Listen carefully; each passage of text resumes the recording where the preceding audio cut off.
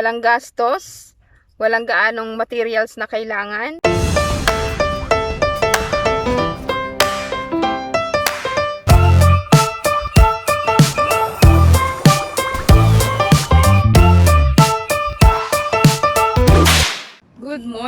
Good morning mga loves. It's me Clani and welcome back sa aking channel.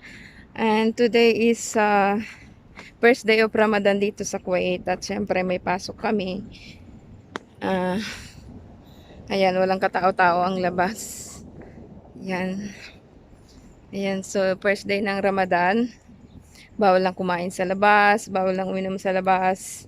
Ayan, but still curfew pa rin.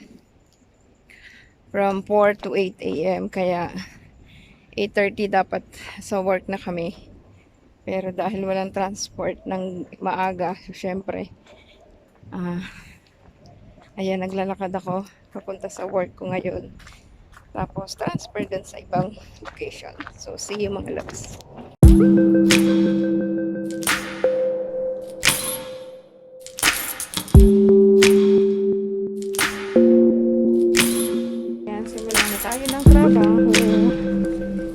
Tayo ng trabaho. So yan ang trabaho natin. So tapos na kami at ako'y mag-ayos na. Pauwi na. 1 hour later. Good afternoon mga loves. So today, dahil wala na tayong mabilhan ng mask, magdi-DIY tayo na medyas since marami namang walang kapares ang aking mga medyas. So gawin na lang natin DIY na mask. So ang kailangan lang natin ay medyas at gunting.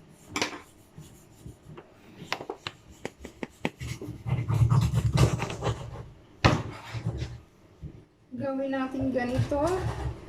Walang pantama.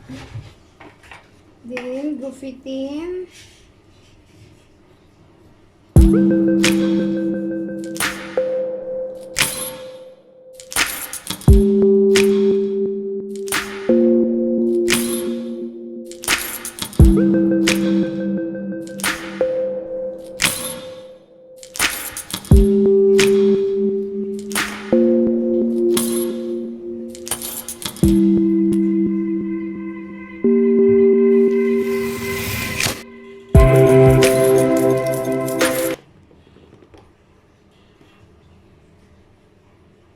May gulay dyan?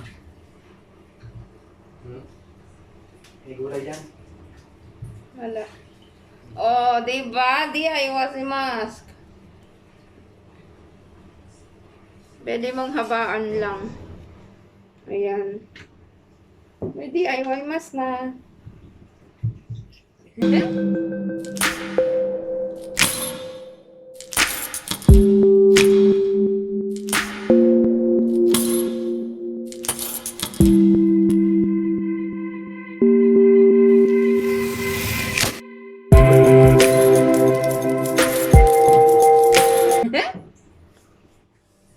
Medyo marami lang fiber. So medyo napaikli lang yung aking putol pero okay na yan. Ayan, sakop na yung ilalim.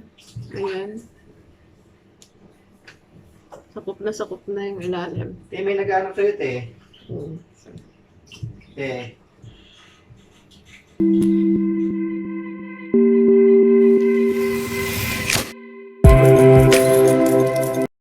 So, ayun mga loves, walang gastos, walang gaanong materials na kailangan. Medyas at gunting lang, meron ka ng mask. So, pwede mo siyang lagyan ng tissue sa loob kung gusto nyo. Tapos, pwede nyo siyang gupitin na mas mahaba kung mahaba o malaki yung mukha mo. And also,